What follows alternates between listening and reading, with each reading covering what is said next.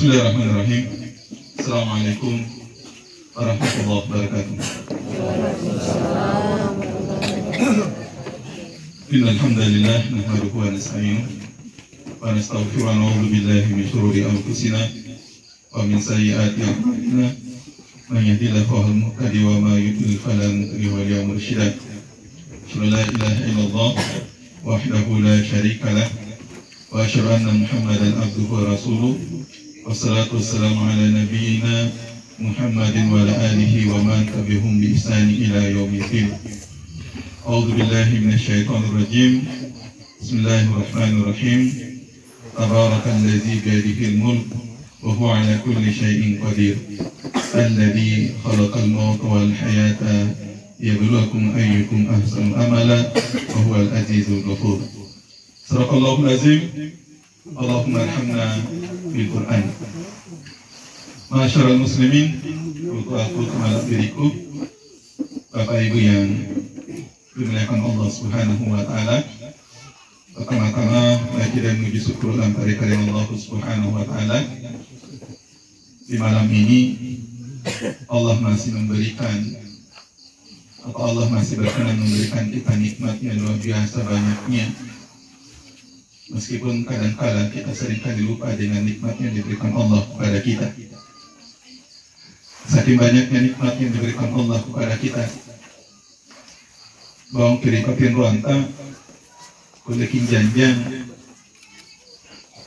mereka lupa bahwa panjanjang ini nikmat nubakat. Kita bangun dari tidur, kita mampu mendengar, kita lupa bahwa pendengaran itu sesungguhnya adalah nikmat yang besar. Kita bangun dari tidur, oleh kipau, kita lupa bahwa itu adalah nikmat yang besar. Biasa, jadi kan pakai yang kerisir, karena betapa besarnya nikmat penglihatan itu. Biasa sari awam kaki, uruh-uruan ibabatan kerisir, betapa nikmatnya. Kalau kita bisa berbicara dengan lancar, dengan baik, tanpa ada gangguan. Demikian juga, betapa besarnya nikmat Allah ketika mulai ada gangguan pada pendengaran kita. Setidaknya itu yang disampaikan oleh guru saya, mungkin main belajar atau ngirimnya, Pak Bakri Imran, guru bahasa Inggris, barang kira-kira beliau tempatnya itu di asalnya Kolebung atau kerajaan. Saya pernah sekantor dengan Pak Bakri Imran, karena bongol ini, nah pada kurang bicara kasih saya kami nanggapin gitu. Waktu kira apa? Waktu kira apa? Ini nggak tahu orang dan kalau saya kami nambahkan nampak volume, nampak volume. Seperti itu kira-kira.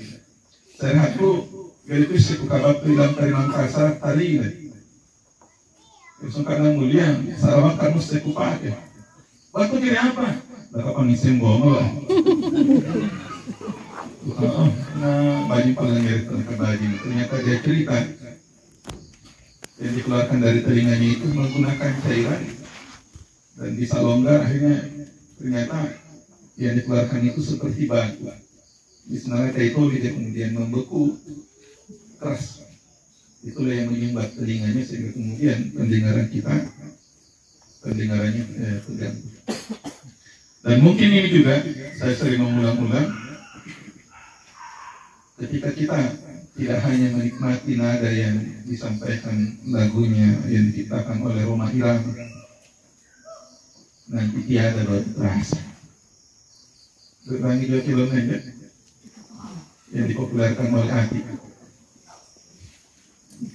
Tapi kali saya kilo nanti, waktu pakai risapor putar-putar yang boleh jadi di YouTube. Jangan cuma kita nikmati nadanya, tapi cobalah kita perhatikan, simak baik-baik apa kalimat, apa baik-baik yang ada dalam lagu itu. Itu luar biasa sebenarnya. Ingatkan kepada kita bahwa sekali lagi, kadang-kala tidak disereni apa-apa, barulah kemudian baru terasa akan keberadaannya. Kitab Sunnah, ada kita kaum panggilan salah karena kita Rasulullah Muhammad Sallallahu Alaihi Wasallam, Nabi yang telah menunjuki kita memperjelas kepada kita bagaimana sebenarnya beribadah kepada Allah. Dalam bahasa Al-Quran, dapat menunjukkan ki batur kalama lampari nusina minaz zulumati ilan nur. Meski kadang-kadang kita abaikan ini sunnah-sunnah. Kenapa saya katakan kita abaikan? Karena bukan dapat kisah batur sulut dari bulan Ramadan. Banyak di antara kita yang mengabaikan ibadah-ibadah sunnah seperti sholat witir. Kasi pemain inti mamuk karinan hari-hari terakhir kayaknya ibu-ibu lah yang rok-rok tulalan disibuk baju baru lain-lain di Shopee, Tokopedia dan seterusnya. Seolah-olah itu lebih penting dibandingkan dengan menghidupkan sunnah Rasulullah SAW. Sementara menghidupkan sunnah itu, sementara sholat sunnah taruh itu tidak pernah sekalipun ditinggalkan oleh Rasulullah. Makanya wajar kalau Allah mengatakan dalam salah satu ayatnya, "Mayyuti'ir Rasul faqad ata Allah." Siapa yang taat kepada Rasul berarti dia juga telah taat kepada Allah. Batuang pau ampari balai. Barang siapa yang hanya taat kepada Allah tetapi dia tidak taat kepada Rasul, itu namanya mengingkari. Itulah sebabnya dalam syahadatain kita tidak pernah dipisahkan dua kalimat syahadat. Gelingan kuat satu kalimat syahadat, tetapi dua kalimat syahadat. Jadi pelajaran ini terakhir bahan. Aku tak nonton hukum seolah-olah dia sangat paham tentang ilmu fikih. Saya hukumnya ingat pasang bagian kepanjang sunnah atau nuparanu. Kita sunnah, oh sunnah aja. Saya tidak tahu apakah dia mempunyai keyakinan, apakah kita mempunyai keyakinan yang tinggi bahwa Allah pasti menjamin ibadah-ibadah yang wajib itu diterima oleh Allah atau tidak. Bajamin ibadah para telah dari karya Allah Subhanahu wa Ta'ala. Saya kira tidak ada yang bisa menjamin Allah menerima. Oleh sebab itu, salah sunnah itu salah satu keutamaannya adalah untuk menambal untuk tampeng kekurangan sambajan para lulun. Demikian juga ibadah-ibadah yang lain. Karena kita memasuki bulan Syawal hari ini, ada yang perlu kita lanjutkan, ada yang perlu kita hidupkan, yakni berpuasa selama 6 hari lamanya. Kulit pakai turut-turut, kulit berjuang di langkah-langkari, yang penting ganai anangal. Anda mau, saya kira sudah cukup untuk jalan-jalan dengan Rekitu Mangir, Tetanggatan, Limbota, Kampung Daerah, Kampung Hitumai, Sidara-dara yang segenap patana, lak juga mencingandre. Oleh sebab itu, mungkin ada baiknya kalau kita lanjutkan untuk berpuasa. Jangan sampai kita seperti perempuan yang mengintal benang, menjadikannya kuat, kata Allah Subhanahu wa Ta'ala dalam surah An-Nahl. Tetapi setelah itu pada sore hari kita juga Ramadan, kita berpuasa, kita berzakat, kita menahan diri, kita mencoba untuk hawa nafsu terkendalikan. Tetapi ketika kita keluar dari bulan Ramadan, kita uraikan kembali seolah-olah kalau pahit di hasilnya di bulan Ramadan ini. Padahal pembuktian bahwa tarbiyah kita dalam bulan Ramadan seharusnya itu dibuktikan ketika kita keluar dari bulan Ramadan. Hadirin sekalian, insyaallah Allah Subhanahu wa Ta'ala ampun mukadimah lanjut, ampun syahadat surah salawat sampai. Karena kayak seperguruan surah matlang Bapak Ibu. Nak kemon dia ceramah panauman. Barang di tekota saja ke barang ini. Ya, Bapak Ibu hadirin sekalian. Saya dengan almarhum Sitoyekna agar aku puasi. Saya sering, tapi tidak sesering dengan tetangga yang lain. Kebetulan ini bukan data. Jadi nak data yang dorong data yang ia dorong dahangan. Biasa kami, saya sudah cukup lama dengan Ibu Insan di kompleks itu sama-sama. Nah, saya menegaskan kembali bahwa dari pihak keluarga menyampaikan kepada kita terima kasih yang sebesar-besarnya karena sudah membantu keluarga. mulai dari memandikan beliau, mengkafani, menyolatkan hingga menguburkan almarhum. Dan terkait dengan utang piutang, saya kira ini penting untuk diingatkan. Bahkan Rasulullah SAW tidak menyolatkan orang yang masih ada utang piutang. Karena itu hadirin sekalian, penting bagi kita untuk sepiurani dari barang siapa kami parang reku repapiin rana piurani yang ini telah tulung kita. Tadi tekan pokoknya biasa, yang paling sering lagi ajar macam. Bukan pola itu tuminrang ini daripada tuminrang ini.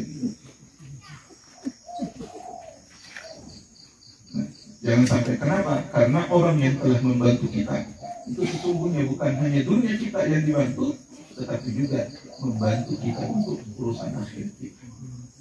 Hadirin sekalian yang dimuliakan Allah, almarhum meninggal karena ada penyakit. Saya mencoba untuk membaca dalam hadis riwayat Abu Daud. Rupanya orang yang mati syahid itu bukan hanya orang yang meninggal dalam medan peperangan.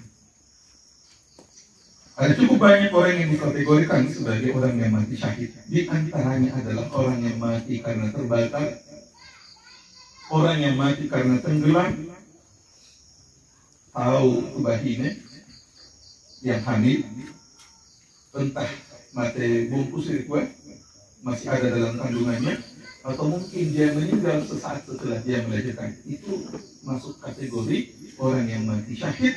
Termasuk diantaranya adalah mereka yang melawan penyakitnya, misalnya sakit perut, mungkin tamat kemumah, lalu kemudian mereka meninggal dunia. Itu masuk dalam kategori mati syahid. Mudah-mudahan saudara kita, anak kita, keluarga kita, pulingan pada muka karena tantu anaknya, muka bapakku, mudah-mudahan almarhum dikategorikan sebagai orang yang mati syahid. Amin ya rabbal alamin. Hadirin sekalian yang dimuliakan Allah, saya ingin menceritakan bagaimana proses kematian Rasulullah SAW, dan sekaligus ingin memberikan informasi kepada kita bahwa Rasul Sallallahu Alaihi Wasallam lebih dari separuh, puluhan kali, kalau tidak salah ada sekitar 30 kali Rasul melakukan peperangan, dan sekitar 30 kali itu juga beliau memimpin peperangan. Dan sekaligus saya ingin menyampaikan bahwa selama beliau memimpin peperangan tidak pernah sekalipun beliau meminta supaya dikebalkan oleh Allah. Dan sangat mudahnya nak laga-laga ya, sampai ada tak balaga deh. Gak aja. Berapa belum kakak bal. Sosok gigi. Kalau orang tidak kebal dari awal lalu kemudian dia berburu supaya dia kebal, sosok gigi telapak guru. Rasul Sallallahu Alaihi Wasallam tidak berburu supaya dia dikebalkan. Rasul tidak pernah minta kepada Allah supaya dia dikebalkan. Terbukti ketika beliau melakukan peperangan di Uhud, ternyata Rasul Sallallahu Alaihi Wasallam itu luka-luka, bahkan giginya itu tanggal. Padahal apa panggilan yang mereka yang Allah pastilah kabulkan, tapi Rasul tidak pernah melakukan itu. Beliau ikut berperang secara alami, beliau berperang sama dengan orang-orang lain, sama tidak pernah meminta kekebalan. Beliau ketika misalnya kerusuhan yang ada di Ambon, rame-rame orang Islam kemudian membicarakan lapan dari mekonyo Ka'balai, lapan mekoni Ka'balai, mereka berguru dimandikan. Setelah itu mereka menjadi orang yang kebal, baru muncul keberanian mereka. Rasul tidak melakukan itu. Tetapi Nabi ternyata tidak mati di medan peperangan. Sudah tidak mati di medan perang. Yang seharusnya oleh sebagian di antara umat Islam merindukan itu supaya mereka mati dalam keadaan syahid di medan peperangan. Tapi sekali lagi, Rasul tidak mati di medan perang. Rasul mati justru karena penyakit beliau. Itulah sebabnya kami sampaikan, dan sekaligus kita menghibur. Takziah itu artinya adalah menghibur, sekaligus kita memberikan berita gembira kepada saudara kita, kepada almarhum, bahwa insya Allah beliau itu mati dalam keadaan syahid. Kenapa Rasul mati di tempat tidurnya? Itu sama juga dengan Khalid bin Walid. Khalid bin Walid ketika beliau kafir lalu kemudian berubah mengkonversi agamanya ke agama Islam, banyak sekali peperangan, tidak pernah sekalipun beliau kalah dalam peperangan. Termasuk ketika dia kafir, dialah yang mampu untuk mengalahkan Rasulullah Sallallahu Alaihi Wasallam di Uhud. Luar biasa karena perang, puluhan kali bahkan mungkin hampir mencapai ratusan kali beliau berperang, ternyata tidak mati di medan peperangan, justru matinya di kaki drone, karena memang ajarannya dia diri. Rasul begitu. Maka kemudian waktu pagi-pagi menjelang beberapa hari menjelang Rasul meninggal dunia, mendekatlah Aisyah, Nabi Aisyah, istri Nabi. Istri makasih pada Nabi. Terakhir, tamu-tamu ibu-ibu bapak yang pada terima kasih kurang. Mendekatlah Aisyah. Lalu kemudian Rasul berbisik. Beliau mengatakan, racun yang saya pernah minum dulu ternyata betul-betul membuat sakit saya punya badan.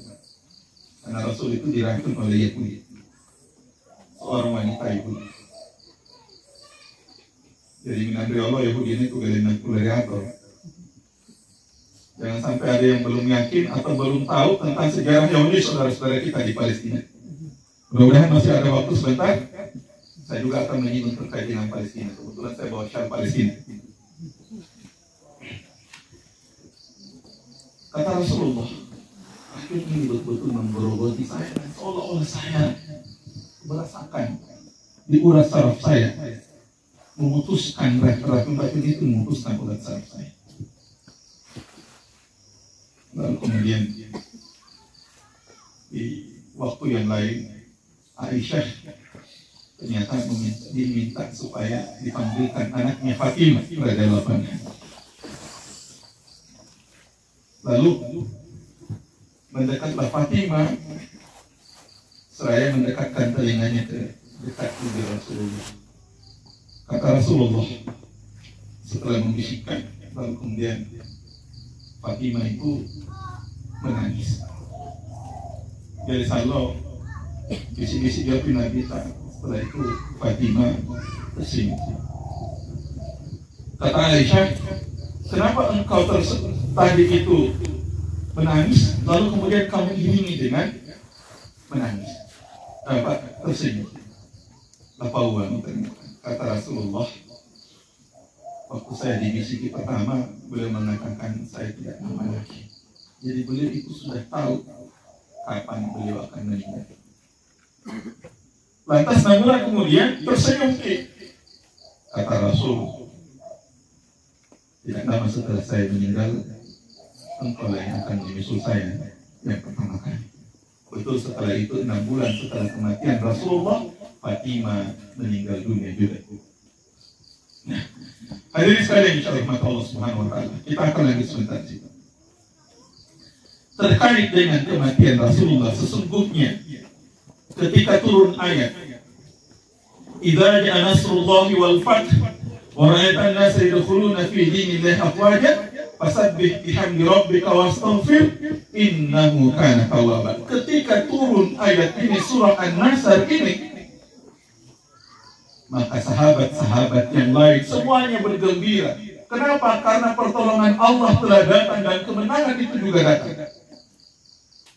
Lalu kemudian orang berbondong-bondong masuk ke dalam Islam. Lalu kemudian Allah memerintahkan supaya bertasbih kepadanya, memohon ampun kepada Allah, dan Allah akan menerima tobat orang-orang yang bertobat. Semua orang bergembira pada saat itu, tetapi satu di antaranya justru tidak bergembira, yakni Abu Bakar As-Siddiq. Kenapa Abu Bakar As-Siddiq? tidak bergembira. Justru pada saat itu beliau mendekati Nabi Sallallahu Alaihi Wasallam melakukan lalu kemudian kalau yang lain itu bergembira dengan segembira-gembiranya, justru kebalikan Abu Bakar asli justru menangis persis dengan anak kecil itu merengek kepada ibunya, sana pangarana. Maka kemudian yang lain itu kaget-kaget. Namun apa kau jebah Abu Bakar asli? Anggaran di sekolah anak-anak juga. Lalu kemudian Rasul timpa-timpa kali-kali, lalu kemudian dia tersenyum. Rahasianya ternyata hadirin sekalian, itu diungkapkan kemudian bahwa ketika turun ayat ini, ketika pertolongan Allah sudah datang, kemenangan itu sudah tiba, lalu kemudian orang-orang masuk ke dalam Islam itu secara berbondong-bondong, bukan 1, bukan 2, bukan 10, tetapi mencapai ratusan orang yang masuk secara bersamaan, bahkan kafilah-kafilah yang dari datang. Maka setujut namanya Abu Bakar As-Siddiq mampu membaca keadaan itu bahwa setujut namanya tugasnya nabita selesai. Ampas selesai tugasnya nabita, itu berarti Rasul tidak lama lagi akan meninggalkan kita. Itu yang dipahami. Tapi kadang-kadang di Anda mau yang ini dibuat Anda mereka pada yang dibalik itu maknanya. Muka yang jangan kasih nama anak berwarna agar dia dari isi. Bacaan tak boleh salah ki. Bacaan tak boleh salah ki. Karena supaya injo ayat ini, injo mohon maaf. Ternyata sudah baca ijazah. Anasrullah wal fath. Ijazah. Padahal tidak ijazah loh konjo. Rekan-rekan yang jaga. Tidak ada Pak, harusnya ibadah. Sumpah ada yang pada dibilang rekor ini kan bagus Pak. Nah, memahami ayat itu, kemudian Rasul, kemudian Abu Bakar As-Siddiq sangat memahami, lalu kemudian sangat pengarana. Justru kebalikannya, ketika Rasul Sallallahu Alaihi Wasallam itu meninggal dunia, siapa yang paling tegar? Umar bin Khattab ketika mendengar bahwa Rasul telah meninggal dunia, apa yang terjadi? Dia kemudian mengeluarkan pedangnya. Baru kemudian kata-kata manusia yang mulia oleh katuna yol bau nanta masalah. Barang siapa yang ingin mendapati istrinya menjadi ganda, biri-biri komekonnya, aku tebas lehernya. Tidak itu biri-biri. Tapi kemudian keluar Abu Bakar Siddiq. Barang siapa yang mengatakan bahwa Muhammad itu jadi mati, sesungguhnya Rasul itu telah meninggal dunia sama dengan kita, dan telah berlalu nabi-nabi pun juga telah meninggal dunia. Seolah-olah ayat itu baru pertama kali diingat oleh Umar bin Khattab. Pedang yang terhunus yang di atas tangannya itu dengan kuat, tiba-tiba lalu kemudian dia menangis. Terlalu dari Umar bin Khattab. Abu Bakar yang sangat memahami. Justru Abu Bakar ketika Rasul meninggal dunia, dialah yang paling tegar. Giri mati jadi matana. Tetapi seandainya ada keluarga kita yang meninggal dunia, hadirin sekalian, maka lalu kemudian kita bersedih mati jadi matana, itu adalah hal yang manusiawi. Rasul Sallallahu Alaihi Wasallam punya anak namanya Ibrahim. Ibrahim ini usianya baru 18 bulan kalau tidak salah ingat. Ketika dia meninggal, maka Rasul Sallallahu Alaihi Wasallam amat itu menjadi makan. Jadi kalau kita mau menangis dengan adanya keluarga kita yang dipanggil oleh Allah, silahkan menangis. Yang dilarang itu hadirin sekalian adalah kalau kita memukul-mukulkan pipi kita dengan tamparan-tamparan, atau kemudian kita mencabut-cabut rambut kita, menarik-narik rambut kita, atau kemudian kita mencambuk diri kita sebagai bukti bahwa kita mencintai orang yang telah meninggal, itu dilarang oleh Allah Subhanahu wa Ta'ala. Saya kira itulah yang senantiasa dilakukan oleh saudara kita yang beragama Syiah. Karena kecintaan yang luar biasa kepada Ali radhiyallahu anhu, lalu kemudian dia menyakiti diri mereka. Itu dilarang oleh Allah Subhanahu wa Ta'ala. Kembali ke yang tadi sekalian. Lalu setelah Rasul berbisik kepada Fatimah, beliau itu mempunyai banyak pesan sebenarnya, termasuk Ali bin Abi Thalib itu datang kepada beliau mendekat. Lalu dia mengatakan begini, terlaknat orang-orang Yahudi yang telah menjadikan kuburan-kuburan sebagai tempat ibadah. Jadi kulepat ini informasi yang berpikir kuliah barang siapa kubur diratakan dan kita ingin membangun masjid di atasnya. Kalau sekedar ada di halamannya itu tidak ada masalah. Kenapa? Karena di Madinah itu juga seperti itu. Tempat Rasulullah SAW rumahnya itu persis di sampingnya Masjid Nabawi. Ampalas sambajan ini rampiknya. Sulit di kamarnya itu sudah kelihatan tempat sholatnya. Jadi Rasul menyampaikan kepada kita bilang. Itulah sebabnya saya dulu pernah menjadi pengurus masjid Nurwatan Pemda yang ada di Benteng, Pak. Masjid Pemda. Apa? Tahu Pak ya? Masjid Pemda? Kantor Bupati Lama. Ini dia waktu lah bawa mobil masih gini kumeng. Bisa kumeng. Bisa ni? Anak kira kusik. Aku meninggal Cina. Oke. Itu dulu yang memborong kantor Bupati Lama. Dia zaman. Waktu dia kerja Bapak Ibu, dia kerja itu kerja sebenarnya hanya kantor Bupati. Kebetulan rek labit na dua injil. Ini gaul nih, pemborong gaul. Dari pemborong kon ya. Waktu dibangun itu kantor Bupati, karena memang di situ kompleks pekuburan, termasuk SMA Sere. Ini kubur setuju nah. Jadi apa kau konter untuk Paul aku biasa resitansi kan dia wajar. Memang ada gini. Kenapa ada gini? Karena dia kubur. Mungkin dia lupa. Nah kalau lupa mungkin lagi Pak Kabul Insai sedia almarhum. Itu Pak Kabul Insai sampai renungan. Kalau ia jadi keo, apalagi tim beji. Termasuk di antaranya itu gedung waktu dibangun. Ayo dari bahatur ini. Dari kulla pagi. Maka yang dipanggil itu Ustaz Kabul Insai. Siang yang dia setan ini adalah kaum sendiri dari kayu makan. Kalete kalau hijau lo gelari neraka lo apa yang dari palete ya. Ini dari palete musuh kamu kalau ada jama ini kita pangkat kau. Berhasil kalau tumbang sakura jangan nak oleh kamu berhasil patingnya. Nah dibangun SMA 1 dibangun kantor Kadin Pak. Kamar dagang dan industri itu kuburan saya main-main di situ dulu. Termasuk tanahnya di depan itu. Luas-luas dia di tanah kosong. Injo dia kerenjangan di sana. Itu dia namanya anak-anakku pamisak bangku jadi batu di sana. Lala biasa atau porlos hari dia misak wingi. Kondisi lah kabaran para lutan dari benteng kadoikan kiri ini kalau hari itu baik-baik nanti. Tarik ikut ke benteng, lama di tanah, kosong ringgit, lama di kiri itu kuburan. Masjid Nurwatan karena dibangun oleh kumeng yang bukan muslim dan itu harga lebih dari anggaran untuk membangun kantor bupati, ternyata lah bangun untuk membangun musola. Ayo musola, ayo salom pakai sambahnya. Kasih satu ada apa itu dia patut Allah sering main pol PP lah dia. Kutak nama ki. Saya ke kamu akan labau ini. Kamu labau tapi memang bekas kuburan. Maka ampa menurut panggiseku ampa anggali pondasi narek video omayat apa sih? Ampa geli.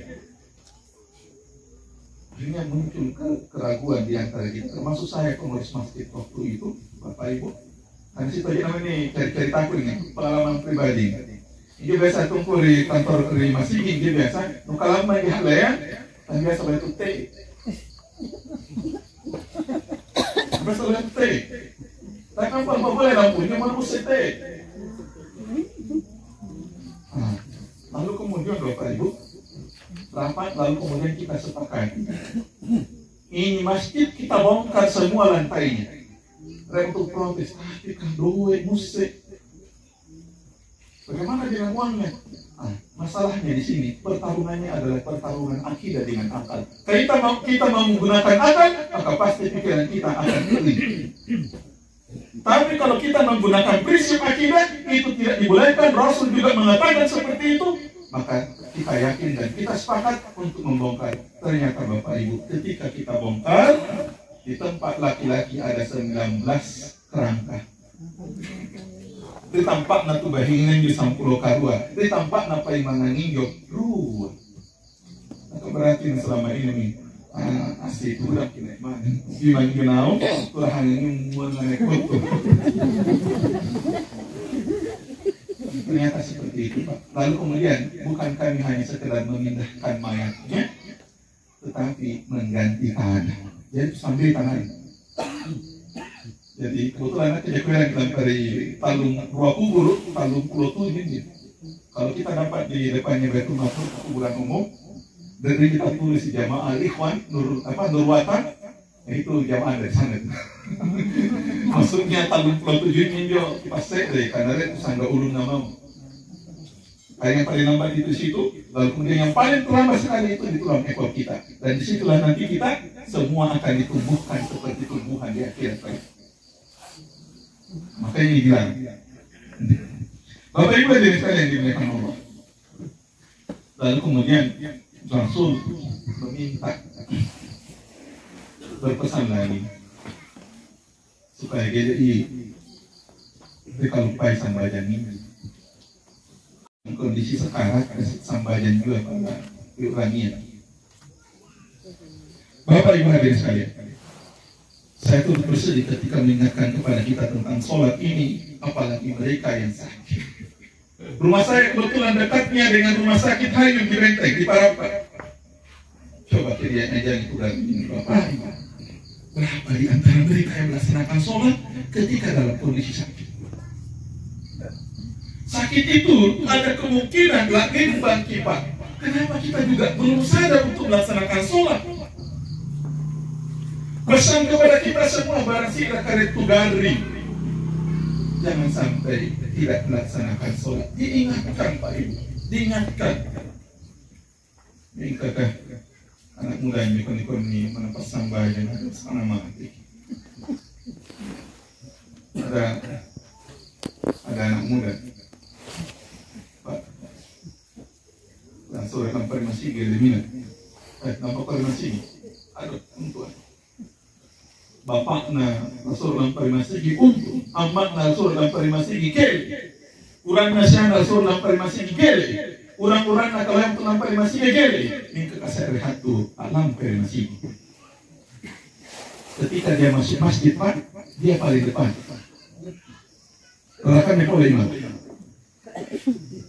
Jadi pertama kali dia masuk masjid, dia paling depan dan di depannya lagi imam. Karena kan dia boleh imamnya.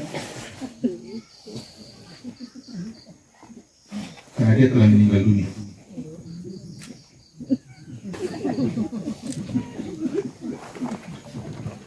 Jadi bukan sama ada masjid, tapi mati. Jangan sampai seperti itu Bapak Ibu. Karena kalau kita bicara tentang sholat berjamaah, ya Ibu, sholat berjamaah khususnya Bapak-Bapak, Rasul itu sesungguhnya hampir membakar semua orang rumah-rumah yang ada di sekitar masjid itu, kalau tidak ke masjid. Sholat berjamaah. Hampir itulah sebabnya sebagian ulama kita mengatakan sholat berjamaah di masjid itu hukumnya wajib. Kenapa? Karena banyaknya dalil yang mendukung bahwa betapa besarnya keutamaan atau betapa besarnya ancaman dari Rasulullah kalau seseorang itu tidak melaksanakan sholat di masjid, khususnya tulaknin. Lalatunu musaponna. Pernah juga ada suatu ketika orang yang buta menghadap kepada Rasulullah, wahai Rasulullah, nanti buta, picua, gedan-ganda, bagaimana dengan saya? Lalu kemudian Rasul mengatakan, ya akom, langsung karena balik, utang nempel dan napita. Saya ngebagi itu bani kan tantumu, katu gada itu bawa loh. Rasul kemudian mengatakan, kalau begitu penuhi. Apa maksudnya penuhi? Kalau kamu mendengar orang yang mengumandangkan azan, maka penuhi, cari di mana tempat azan itu, kamu melaksanakan sholat berjamaah bersama dengan dia. Tadi tebaran sekolah dicari tahu kemarin yang ini. Tahun-tahun mau ini sambajan, abaan, iya baan. Ampas sambajan lohor itak 5 ya turie, sambajan ngasar itak 7 ya turie, manggaring lohe-lohe ini, gani saya Isai mulai mesti kuknya nasubu kadang-kadang ia baan, ia tomi iman, ia tomi makmum. Saya rehat tu tete sampulo bangi na baan. Kabosan mo baan hatu pasambayan. Baan tete sampulo bangi. Pipupus baan na paano mo masigi? So kana paano masigi mo na ibaan? Bahaya yang kanang murah apa kira masih pakai kita kau power pakai kesampul bangun na bahan lo.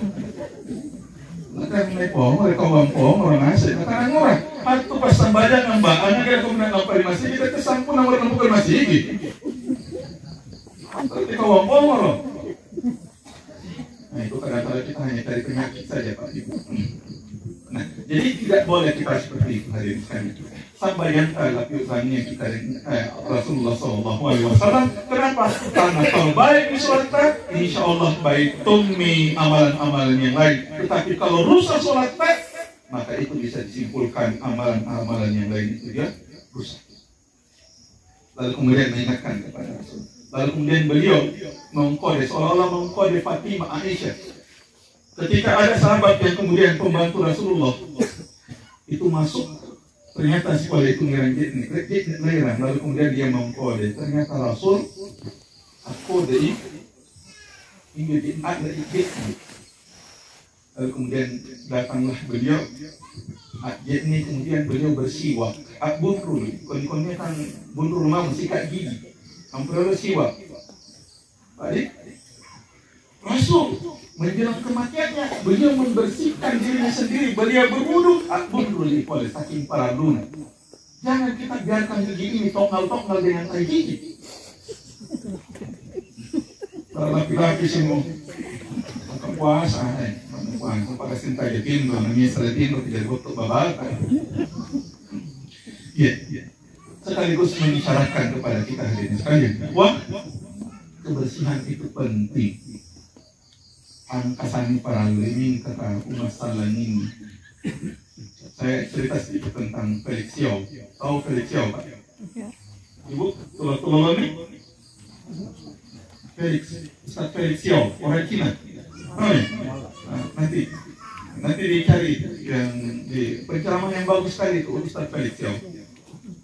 Beliau itu bukanlah orang yang menerima agama begitu saja. Dia seorang Nasrani, tapi kemudian dia tidak serta-merta kemudian menerima agama Nasrani. Jadi dia memang sengaja mengajak orang berdiskusi.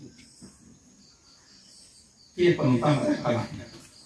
Saya ketemu dengan Ustaz Fatih Karim.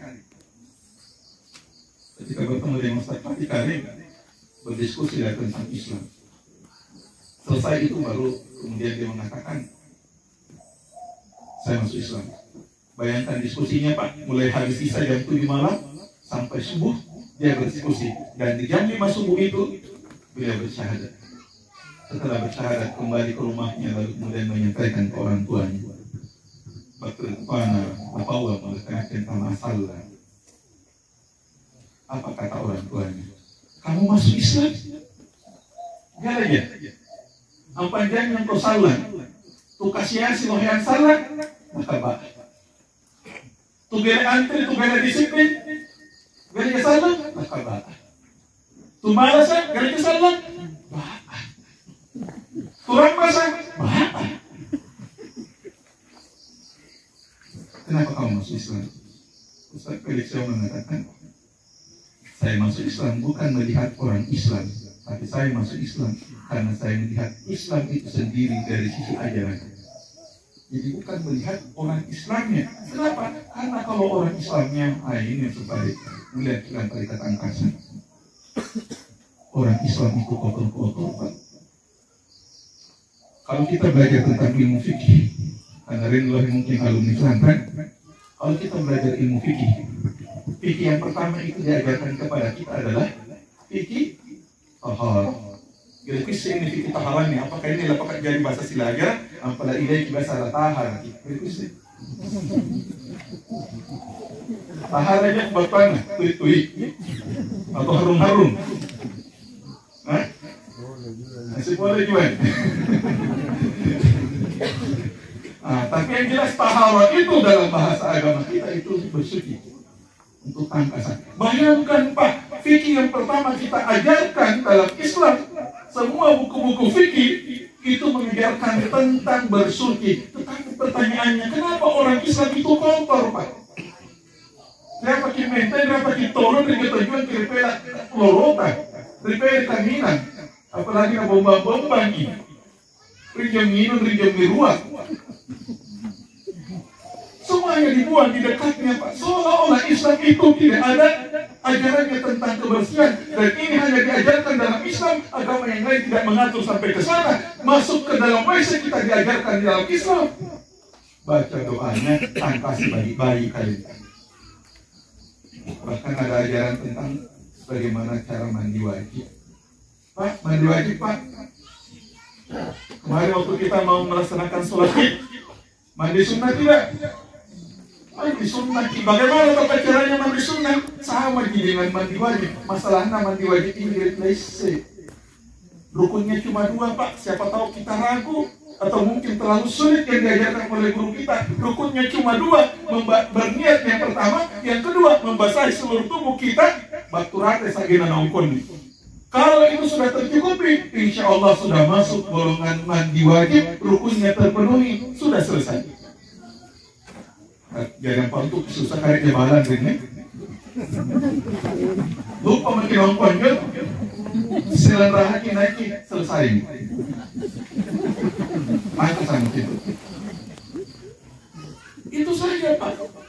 Tapi kalau mau dilihat kaifiatnya, tentu yang pertama berniat, yang kedua membersihkan kedua tangan, lalu kemudian tangkasi ketahuan, lalu kemudian kita berwudu seperti orang yang berwudu layaknya, memisahkan kaki, lalu kemudian kita membasahi kepala kita diselang-selingi. Kenapa? Jangan sampai ada bagian dari rambut kita, kulit kepala kita yang tidak basah. Kenapa? Itu bahaya. Itulah sebabnya Ali bin Abi Thalib sampai cukur bodoh-bodoh barang segera kageli bahasa kulit kulungan. Seterusnya, Pak, jangan sampai kita mandi tapi kemudian tidak berniat, rukunnya tidak dipenuhi karena pada ingin namun, lalu kemudian dia dibasahi ulunta sangga barang bantai. Itu tidak sah. Hati-hati dengan ancaman dari Rasulullah yang dikatakan oleh Rasulullah. Saya lihat tinggi saya tampak, lalu kemudian Rasul mendengar ada orang yang disiksa di tempat itu, lalu kemudian Rasul menyampaikan kepada yang lain, tumuran wahai Rasulullah, kata Rasul, orang yang dalam kuburan ini disiksa. Namun sisa karena dia buang air kecil geli tangkas. Biasa tidak juga. Gak aja kita kayak narinulah ku nanti aku bahin aja gitu nanti. Pak, tolong diperhatikan, Pak. Ya, Pak, ya, tangkasi memang jangan cuma didatik-datik, Pak. Berarti ada kasih politik dari tanah yang memang aku tahu ini barang nomor langir ceritaku terus basurahan angkot dari Palopal ke Parepare nah di Makassar oto kalian yang tak meh tidak ada masih ini ceritanya oleh panditanya dari petani terkemai yo ceritanya petani aku ada guru tukang dalam anak nah apa fungsi masjid mengulaskan anak pada dia nah apa tempat kencing nah karena kurang hingga kan letaknya di foto aku empat kali masih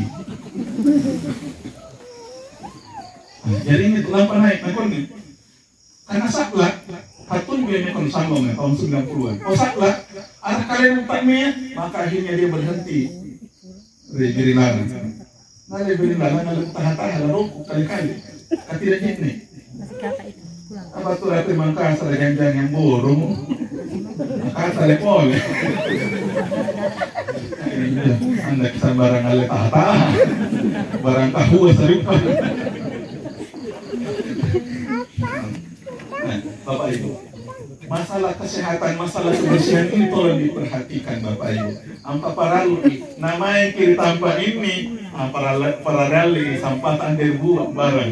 Aku parali pas saja di sampaan, tempat sampah aku tuh dosu-dosu parali kayak ini. Kenapa? Untuk membiasakan umat Islam itu bersih sejak sekarang. Jangan sampai seperti dikatakan oleh orang tua Ustaz Felix Yao. Beliau mengatakan bahwa bukankah kamu melihat orang-orang Islam itu mereka tergolong sebagai orang yang kotor yang tidak tahu tentang ajaran kebersihan. Untungnya seorang Ustaz Felix Yao dia berani mengatakan saya melihat orang Islam itu bukan karena orangnya tetapi karena ajarannya. Hadirin sekalian Allah Subhanahu wa taala, ternyata setengah jam. Lalu Rasul juga sebenarnya dipanggil untuk melaksanakan sholat berjamaah.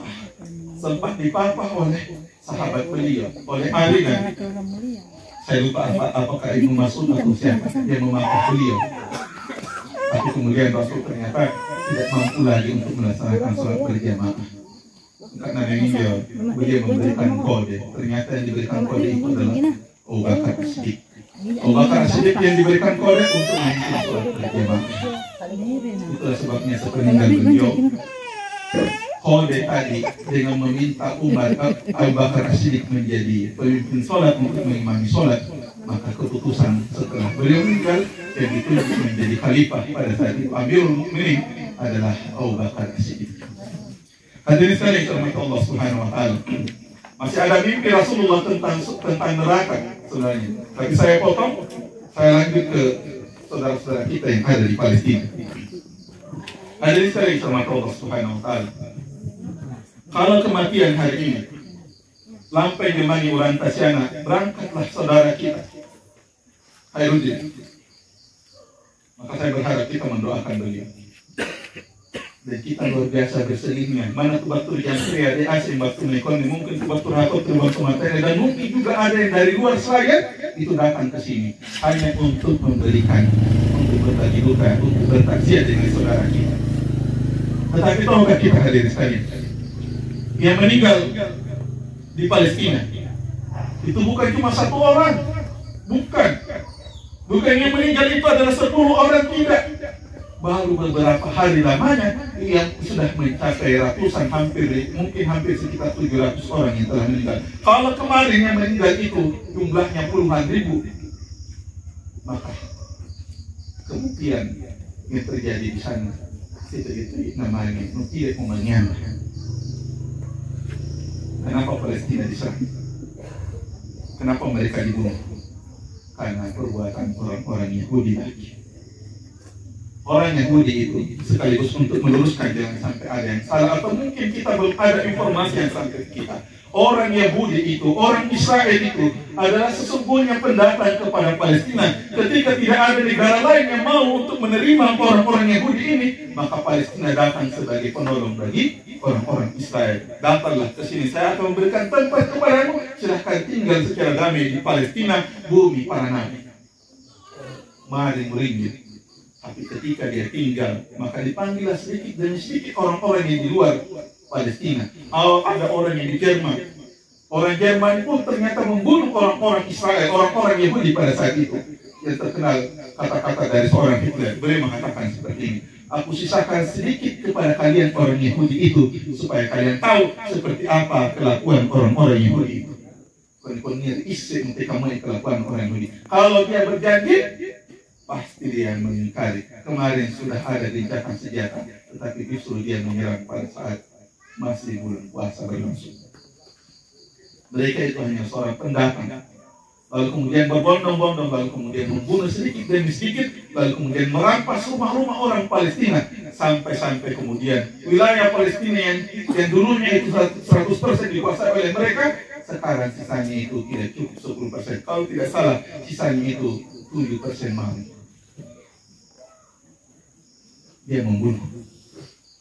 Jadi mereka itu adalah pendatang, lalu kemudian mencaplok, mengambil tanah Palestina.